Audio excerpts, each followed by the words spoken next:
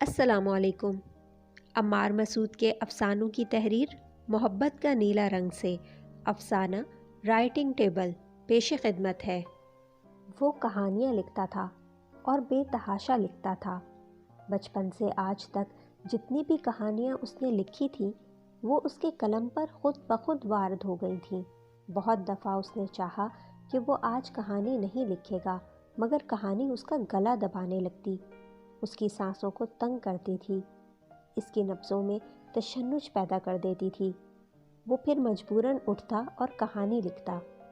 کہانی لکھتے ہوئے اس کا قلم ایسے فراٹے بھرتا کہ جیسے سوچ کے سفر سے آگے نکل جانا چاہتا ہو۔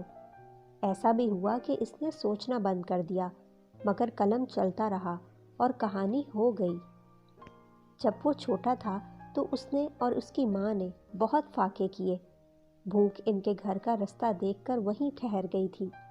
ماں کئی گھروں میں کام کرتی تھی، برتن مانجتی، پوچھے لگاتی، اور وہ بھوک سے بلکتا گرتا پڑتا کوٹڑی میں قید رہتا تھا۔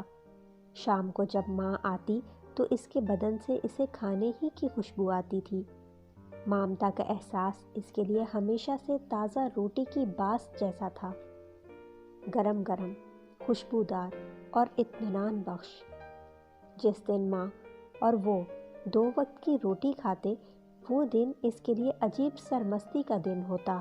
وہ تمام شام ماں کی طرف دیکھ کر کلکاریاں مارتا، اس کے جسم سے لپٹتا اور کھیلتا رہتا تھا۔ بہت سے لوگ جب اس سے سوال کرتے تھے کہ اس نے پہلی کہانی کب لکھی، تو وہ ڈر کے مارے سچ نہیں بولتا تھا، اس لیے کہ کہانی تب سے اس کی گرفت میں تھی جب وہ لفظوں سے بھی ابھی شناسا نہیں ہوا تھا۔ اس کا مسئلہ یہ نہیں تھا کہ وہ کہانیاں کس طرح تلاش کرے، بلکہ اس کا تو المیہ یہ تھا کہ کہانیاں خود اسے ڈھونڈ نکالتی تھیں۔ وہ گھر میں ہو، سفر میں ہو، کھانا کھا رہا ہو، پیدل جا رہا ہو یا ریڈیو سن رہا ہو، کوئی نہ کوئی کہانی اس پر حاوی ہو جاتی تھی اور اپنے آپ کو اس سے لکھوا کر ہی دم لیتی تھی۔ جب اس نے پہلے لفظوں کو جاننا شروع کیا تو وہ بڑی دیر انہیں دیکھتا رہتا، ان سے کھیلتا رہتا۔ لفظ اس کے اتنی جلد دوست بنے کہ اسے ماں بھی بھول گئی اور بھوک بھی۔ وہ کسی گندے سے کاغذ کو زمین سے اٹھا کر کسی پرانے قلم سے اس پر چند لفظ لکھتا تو وہ اس کے گرد رقص کرتے، گاتے، مسکراتے تھے۔ یہ کیفیت اسے اتنا سرشار کرتی کہ وہ اور لفظ لکھتا، کاغذ نہ ملتا تو دیوار پر لکھنے لگتا، قلم نہ ہوتا تو مٹی پر انگلی سے لکھتا اور دیر تک لکھتا تھا۔ جانے کس طرح سرکاری اسکول میں رہ کر اس نے میٹرک کیا۔ پڑھائی میں وہ کبھی بھی اچھا نہیں تھا، کلاس میں بھی وہ ماسٹروں کے پڑھائے ہوئے لفظ دیکھتا رہتا، کہانیاں سمیٹتا رہتا۔ میٹرک کا نتیجہ آنے سے پہلے اس کی تھکی ہاری، محنت کش اور بیمار ماں کا پرچہ حل ہو چکا تھا۔ کہانی کا یہ کردار اس کی زندگی کے ڈرامے سے ہمیشہ کے لیے ختم ہو چکا تھا۔ اب پہلی بار اس کو معاش کی فکر ہوئی۔ وہ سارے معاملات جو تمام عمر ماں نبیڑا کرتی، وہ اچانک اس سے اس طرح متصادم ہوئے کہ کچھ عرصہ تو وہ بوکھلایا پھرا۔ پھر اس نے بہت سی ملازمتیں کی، سڑکوں پر روڑی کوٹنے سے لے کر ہوٹلوں میں بیرا گیری تک۔ ہر جگہ اس نے چند کہانیوں کو اپنا منتظر پایا جو بے بسی سے اس کی جانب دیکھتیں، اس سے لفظ کی درخواست کرتیں، اور وہ مجبوراً انہیں گلے لگا لیتا۔ اس کے پاس اتنے پیسے بھی نہیں تھے کہ وہ یہ کہانیاں کسی اچھے قلم سے کسی صاف ستھرے کاغذ پر اتارتا۔ وہ تو جو کچھ سامنے آتا اس پر کہانی لکھ دیتا، کٹی پتنگ پر، سگریٹ کی ڈبی پر، خالی لفافے پر یا پھر دیوار پر۔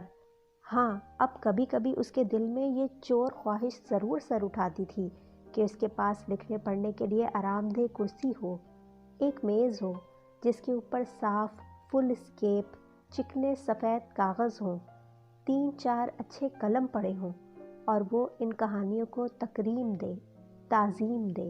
جانے کیسے چند ادبی رسالوں نے اس کی کچھ کہانیاں چھاپ دی تھیں۔ اس نے تو کبھی کسی سے ان کہانیوں کو چھپوانے کی درخواست نہیں کی، نہ کسی ادبی گروہ کا رکن بنا۔ وہ تو ان کہانیوں سے جان چھڑانا چاہتا تھا۔ یہ تو اس کے نزدیک بری عادت تھی جس سے وہ نجات حاصل کرنا چاہتا تھا، مگر اس کا نام ان کہانیوں سے بنتا جا رہا تھا۔ لوگ اس کو عہد حاضر کا ایک بڑا کہانی کار کہنے لگے تھے، مگر وہ ان باتوں سے بے خبر پیٹ کی آگ بجھا رہا تھا، کہانیوں سے دامن بچا رہا تھا۔ اس نے ایک اچھی ملازمت کے لیے اخبارات میں انٹرویو دیے، ٹی وی کے چکر لگائے، ریڈیو کے برآمدوں میں گھنٹوں انتظار کیا، مگر کہیں بات نہ بنی، اس لیے کہ سب تعلیم کا پوچھتے تھے۔ وہ انہیں سمجھاتا کہ تعلیم کا کہانی سے کوئی تعلق نہیں ہوتا، کہانی تو وحی کی طرح ہوتی ہے، نازل ہوتی ہے، مگر کہیں بھی اس کو ملازمت نہ ملی، جس کی ایک وجہ تعلیم کی کمی اور دوسری اس کا اصرار تھا کہ وہ صرف کہانی لکھے گا، اپنے قلم کا کوئی دوسرا مفہوم وہ جانتا ہی نہیں تھا۔ اس نے تمام عمر اپنی کوئی کہانی لکھ کر اسے دوبارہ پڑھا نہیں، اس کے پاس پڑھنے کی فرصت ہی کہاں تھی۔ وہ ایک کہانی سے بمشکل فارغ ہوتا تو کہانیوں کا ایک ہجوم پھر اس کو اپنے حصار میں لے لیتا۔ لکھتے لکھتے اس کے ہاتھ تھک جاتے، سوچتے سوچتے اس کا دماغ سن ہو جاتا، مگر کہانیاں کبھی دبے پاؤں کبھی تیز روی سے اس کے گرد گھیرا ڈال دیتی۔ کچھ دوستوں نے جب اسے کتاب چھپوانے کا مشورہ دیا تو وہ حیران رہ گیا، کیونکہ وہ کہانی لکھنے کے تکنیکی محاسن تو جانتا ہی نہیں تھا۔ وہ تو بس کہانیاں لکھتا تھا، مگر کتاب چھاپنے کا مشورہ پھر بھی اس نے اس لیے قبول کر لیا کہ اسرت اور افلاس اب اس کے گرد کہانیوں کی طرح ناچنے لگے تھے۔ کہانی اور بھوک کی اس کشمکش میں گو فتح ہمیشہ ہی کہانی کی ہوئی تھی، مگر بھوک بھی اب اس کے پیش منظر میں آ گئی تھی۔ اور پھر کتاب کا فائدہ صرف بھوک مٹانے تک ہی محدود نہیں تھا، وہ اس سے ایک ایسی میز خرید سکتا تھا جس کے ساتھ ایک آرام دہ کرسی ہو، چکنے فل اسکیپ سفید کاغذ ہوں، ترتیب سے رکھے ہوئے قلم ہوں، اور پھر وہ کہانیاں لکھے اور بے تحاشا لکھے۔ جانے کتاب سے آمدن ہوئی تھی یا پھر کسی نے طرز کھا کر اس کو اتنے پیسے ضرور دے دیے تھے کہ وہ کچھ عرصے کے لیے بھوک کے آزار سے آزاد ضرور ہو گیا تھا۔ پیسے ملنے کے بعد اس نے پہلا کام یہ کیا کہ ایک میز کی تلاش شروع کر دی۔ وہ بہت سی دکانوں پر گیا، بہت سی میزوں کو ٹھونک بجا کر دیکھا، لکڑی کے معیار کو جانچا، گولے کی خوبصورتی اور درازوں کی کشادگی کو اس نے کئی بار ناپا، اور اپنی دانست میں کباڑیے کی دکان سے سب سے اچھی میز خرید لایا۔ کرسی خریدنے کا مرحلہ بھی کچھ کم آسان نہیں تھا۔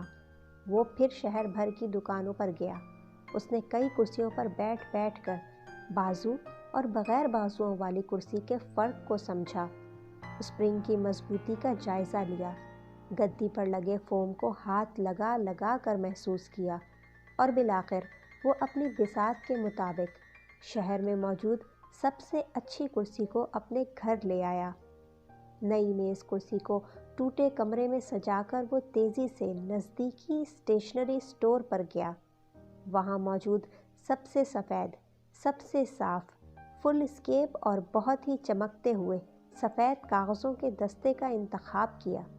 ساتھ ہی اس نے کئی قلم بھی خرید ڈالے، روشنائی والے بھی اور بال پین بھی۔ اچھے قلم کا اس کے نزدیک معیار یہی تھا کہ وہ لکھتے ہوئے نہ رکے، اس کی سوچ کی رفتار سے چلے۔ گھر پہنچ کر اس نے میز کرسی کو کاغذ کے نئے دستے اور قلموں کی قطار سے سجایا تو اس کے ہاتھ لرز رہے تھے۔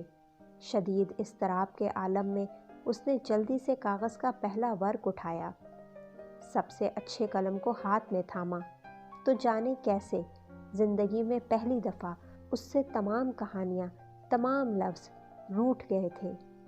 قلم، سوچ، کہانی سب جامد ہو گئے تھے۔ وہ پہلے تو کچھ دیر ششدر سا بیٹھا رہا، پھر صاف، فل اسکیپ، چمکتے سفید کاغذوں کے دستے پر سر رکھ کر پھوٹ پھوٹ کر رو پڑا۔